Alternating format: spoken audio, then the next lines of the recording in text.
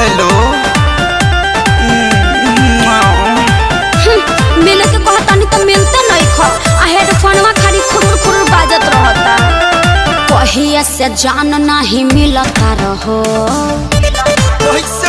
घरवा प्याज का तू छिलता रहो। अरे बोलबो करबो कुछ कहिए से जान नहीं मिलता रहो घरवा प्याज का तू छिलता रहो। मिले आवा ना ऐसे कर पावा तहरा याद न आवे अपन सोनावा के। I miss you मन करता कि गाड़ी दी करो नामा के खाली चुमा लेबे पड़ता इयरफोनवा के। अरे तो हम का करी खाली चुमा लेबे पड़ता इयरफोनवा के। हाँ तो लॉकडाउन में माइक खराब हो जाई तो बिना हेडफोन के रही है।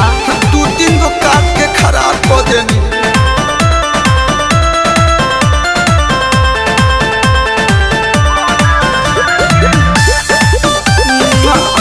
बेबी तुम भी दो ना।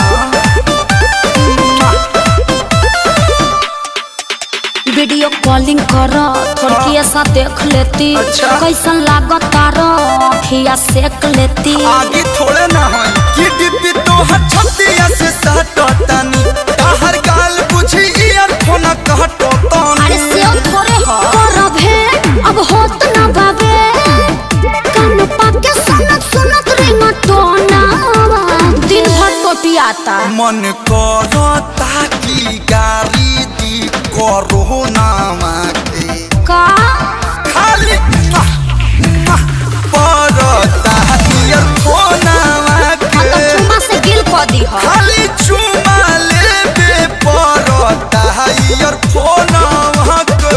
बतावन ये जे चुमा खुरमा दोनों खियाए। बक्सर से पैदल आ जाई का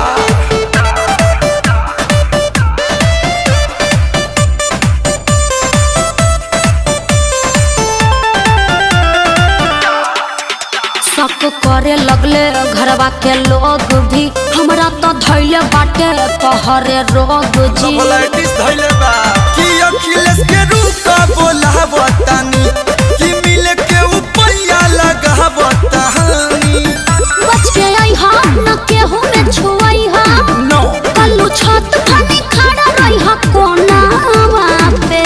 ओके मन करता कि गाड़ी दी करो ना एकरा बहिनी का खाली चुमा लेबे पड़ता इयरफोनवा के। अरे चूसने थोड़े हा खाली चुमा लेबे पड़ता इयरफोनवा के। अच्छा तो आवो चिखा के 2 महीना के छुट्टी कर दी। 4 महीना ले खखुआइल बानी आवत